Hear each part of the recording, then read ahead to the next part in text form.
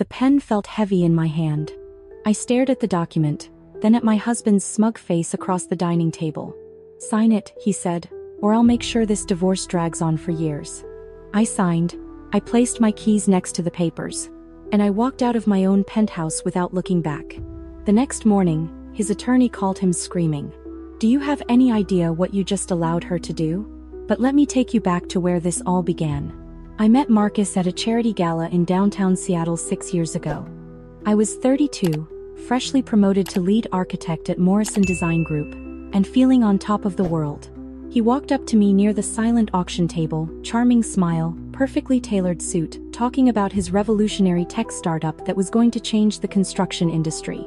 Looking back, I should have noticed the red flags, the way he name-dropped constantly, the vague answers when I asked about his actual product. The fact that he always insisted on splitting the bill because equality matters, even though I later learned his credit cards were maxed out. But I was lonely.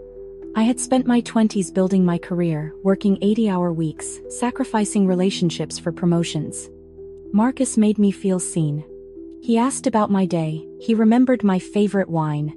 He showed up at my office with lunch when I forgot to eat. We got married after 18 months of dating. My mother, God rest her soul, had passed away 2 years before, but she left me 3 things that meant everything.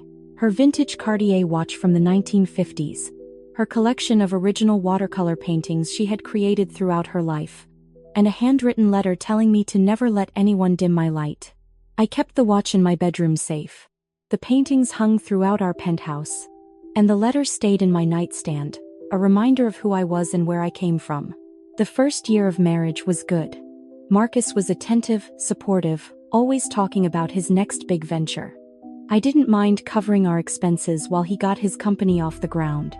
After all, partnerships require sacrifice, right? Year 2, his startup failed. Investors pulled out. He blamed the market, the timing, his former business partner. I held him while he cried and told him we would figure it out together. I paid off the $30,000 in debt he had accumulated without telling me. Year 3, he started another company. Then another. Each one required seed money that I provided. Each one collapsed within months. Meanwhile, I had been promoted to partner at my firm. I was bringing in $300,000 a year. Marcus was bringing in excuses. Year 4, he stopped pretending to work. He networked at golf courses. He took business lunches that lasted until dinner. He bought designer clothes because he needed to look successful to be successful. I should have left then, but I kept hearing my mother's voice, telling me that marriage required patience, that good men sometimes need time to find their path. Then I found the text messages. It was a Tuesday evening.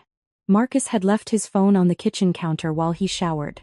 A notification popped up from someone named Sophia Chen with a heart emoji next to her name. "Can't wait to see you tomorrow, baby. Wear that shirt I bought you." My hands trembled as I scrolled through their conversation. 6 months. 6 months of "I love you, and you're the only one who understands me, and as soon as I get my share of the divorce, we'll be set for life." Sophia Chen. I looked her up. Instagram influencer. 200,000 followers. Lifestyle content. And in her recent posts, I spotted my mother's Cartier watch on her wrist. My mother's watch. The one I thought I had misplaced 3 months ago. I wanted to scream. I wanted to throw his phone through the window. I wanted to drag him out of that shower and demand answers. Instead, I took screenshots. I forwarded them to my email. And I put the phone back exactly where he had left it. That night, while Marcus slept beside me like nothing was wrong, I lay awake planning. I thought about my mother's paintings, still hanging on our walls. I thought about the prenup Marcus had convinced me to tear up on our first anniversary because we're partners now, we don't need legal barriers between us. I thought about the 5 years I had spent supporting this man who was actively planning to take half of everything I had built. The next morning, I called my college roommate. Helen Park had become one of the most respected family law attorneys in Washington state. We hadn't spoken in months, but she answered on the second ring. "I need help," I said. "And I need discretion."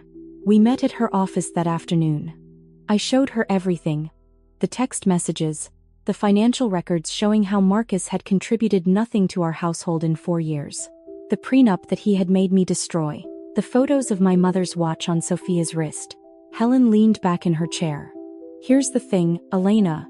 Without that prenup, he could claim half of everything, including assets you brought into the marriage if they've been commingled. But I've been doing this for 15 years, and I've learned that the best defense is making your opponent think they've already won. What do you mean? She smiled. We're going to let Marcus believe he's outsmarted you. And when he realizes what actually happened, it'll be too late. Over the next 6 months, Helen and I worked in secret. I transferred the penthouse into a revocable living trust, listing it as my separate property since I had purchased it 3 years before meeting Marcus with inheritance money from my mother. The transaction was buried in paperwork that Marcus never bothered to read. I restructured my ownership in the design firm, ensuring my partnership stake was legally protected as separate property through a series of technical amendments that my partners gladly approved. I documented every single expense Marcus had made on my credit cards, every investment I had funded in his failed businesses, every piece of jewelry he had borrowed to give to someone else. And most importantly, I installed security cameras throughout the penthouse, disguised as smoke detectors. Washington is a two-party consent state for audio recording, so I made sure they only captured video. But video was enough. The footage showed Marcus and Sophia in my home while I was at work. It showed them going through my closet, my jewelry box, my personal files. It showed Sophia trying on my mother's earrings, laughing about how I would never notice they were gone.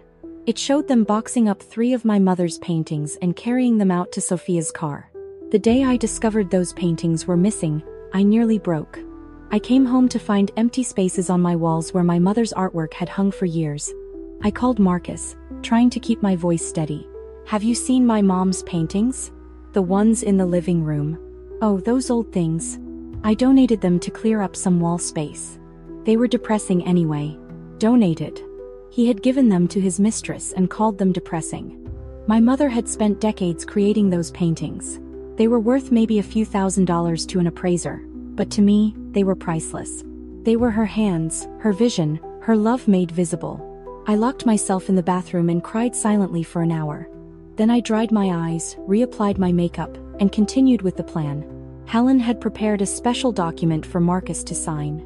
On the surface, it looked like a basic agreement acknowledging the division of minor assets during our separation period. Buried in the legal language was a clause where Marcus would acknowledge receiving full and final compensation for any claims to property acquired during the marriage. The trick was getting him to sign it without reading carefully. Fortunately, Marcus had never read anything carefully in his life. 3 weeks ago, he came to me with his own demands. He had consulted a lawyer, some discount attorney who had probably told him he was entitled to half of everything. I want the penthouse, he announced over dinner. And half your partnership stake, and monthly spousal support until I get back on my feet. I pretended to argue. I pretended to cry. I let him believe he had won. Fine, I finally said, my voice breaking convincingly. But I need you to sign this acknowledgement of our asset division first. My attorney says it's just a formality. Marcus barely glanced at the papers before signing. He was too busy texting Sophia about their upcoming victory celebration. That brings us back to where I started. The document I signed 3 days ago, the one that looked like I was surrendering the penthouse. In reality, I was signing a quit-claim deed that had no legal effect, because the penthouse was already protected in my trust. The deed was meaningless, but Marcus didn't know that. He also didn't know about the document he had signed, the one acknowledging he had received full compensation and waiving any future claims. The morning after I walked out, Marcus woke up in what he thought was now his penthouse. He tried to make coffee, but the smart home system didn't recognize his voice anymore. I had removed his access the night before. He tried to call building management to override the system, but his name wasn't on the ownership documents. Never had been. The trust owned the penthouse. I was the sole trustee. He tried to leave to get coffee somewhere else, but his Tesla wouldn't start. It was registered in my name, paid for with my money, and I had remotely disabled it through the app. He tried to call an Uber, but his credit cards were linked to my account. All declined. He tried to call Sophia to pick him up, but she wasn't answering.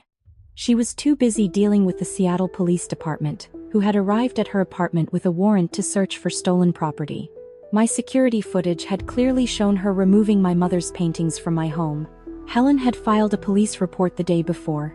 and the King County prosecutor was very interested in pressing charges against an Instagram influencer with a documented history of receiving stolen goods from a cheating husband.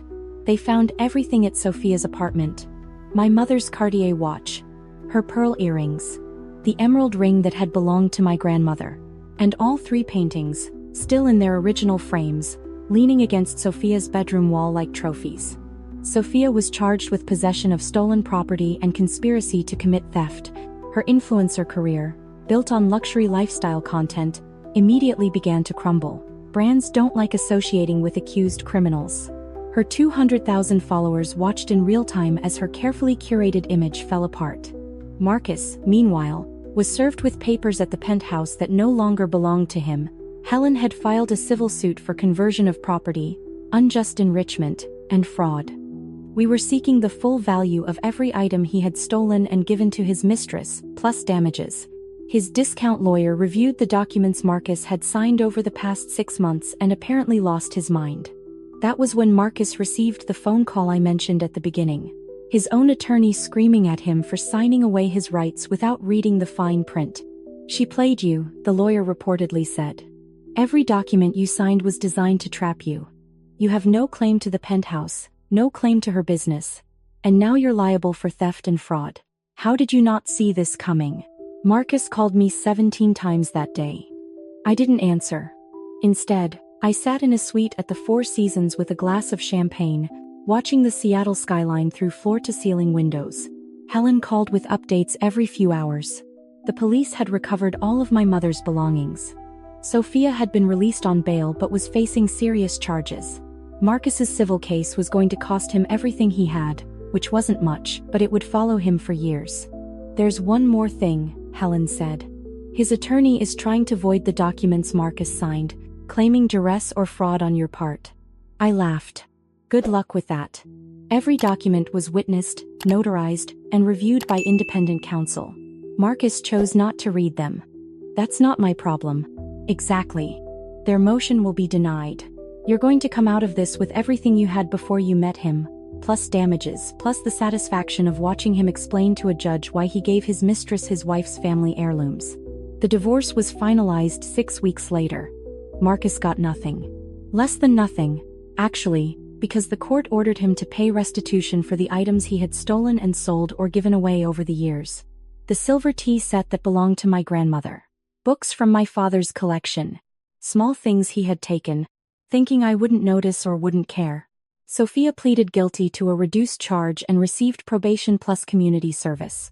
She had to return everything she had received from Marcus and issue a public apology. Her influencer career never recovered. Last I heard, she was working at a department store cosmetics counter, a far cry from the luxury lifestyle she had flaunted online. Marcus moved back in with his mother in Spokane. No penthouse. No Tesla. No designer clothes. Just a man approaching 45 with no career, no savings, and a reputation that would follow him through every Google search for the rest of his life. Some people might think I was cruel, that I should have just divorced him and moved on, taken my losses and started fresh. But those people haven't held their dying mother's hand and promised to protect her legacy. They haven't watched a stranger wear their grandmother's jewelry on Instagram. They haven't listened to their husband describe priceless family artwork as depressing. I wasn't cruel. I was thorough. Last week, I rehung my mother's paintings in the penthouse. I placed her Cartier watch back in my bedroom safe, alongside her letter that I still read whenever I need strength. I sat in my living room, surrounded by everything she had given me, and finally let myself feel the grief I had postponed for months. I cried for the marriage I thought I had. I cried for the years I had wasted on someone who never deserved me. I cried for my mother, who would have seen through Marcus immediately if she had been alive to meet him. And then I dried my eyes, poured myself a glass of wine, and made a toast to the empty room. To new beginnings, I said. And to never letting anyone dim my light. The penthouse was quiet. The city sparkled below. And for the first time in 6 years, I felt like myself again. My mother always said that the truth has a way of coming out. That liars and cheaters eventually face their own reflection. She said that strong women don't seek revenge. They simply remove the obstacles and let karma do its work. I didn't seek revenge. I just stopped protecting Marcus from the consequences of his own choices. I stopped covering for him, paying for him, pretending not to notice when things went missing. I stopped being his safety net. And without me to catch him, he fell. Some nights, I wonder if I could have done things differently. If I had confronted him about Sophia the day I found those texts, would things have ended better? Would we have had an honest conversation about what had gone wrong in our marriage? But then I remember the way he laughed with her about stealing from me. The way he called my mother's paintings depressing. The way he planned to take half of everything I had built while contributing nothing but lies for 5 years. No. There was no honest conversation to be had with Marcus. There was only extraction, like removing a tumor before it spreads. Helen and I still have lunch once a month. She's become more than my attorney now. She's a reminder that the women we meet in our 20s, when we're all struggling and dreaming, sometimes become the people who save us in our 40s. You know what the best part is, she said at our last lunch. His own attorney basically called him an idiot in court. Said he had never seen a client so thoroughly outmaneuvered by their spouse. The judge actually laughed. I smiled at that. Not because I enjoyed Marcus's humiliation, but because it validated what I had always known. I wasn't the naive wife he thought I was. I was the woman who had built a career, earned a partnership, and purchased a penthouse before ever meeting him. I was my mother's daughter. And we don't break easily. If you're watching this and seeing pieces of your own story in mine, I want you to know something. Document everything. Find a good attorney. And never, ever let someone make you feel like you're asking for too much by wanting to keep what's yours. My husband thought he was the smartest person in the room. He thought a charming smile and false promises would be enough to take everything I had worked for. He was wrong. And now, every morning, I wake up in my penthouse, make my coffee in my smart kitchen that only responds to my voice, and look at my mother's paintings on walls that belong to me and me alone. That's not revenge. That's justice. If you've made it this far, drop a comment and let me know what you would have done in my situation. Would you have confronted Marcus immediately? Would you have just walked away and let him have whatever he wanted? And if you've been through something similar, I want you to know you're not alone. There are more of us than you might think. Women who loved too hard, trusted too easily, and had to learn the hard way that some people don't deserve our loyalty. But here's what I've learned. The same strength that makes us loyal to the wrong people can also make us unstoppable when we finally redirect it toward ourselves. My mother knew that. She raised me to know it too. And now, finally, I'm living it. Thank you for listening to my story. This is Elena, signing off from Seattle, where the rain has finally stopped, and the sun is coming through my windows, lighting up the paintings that came home where they belong.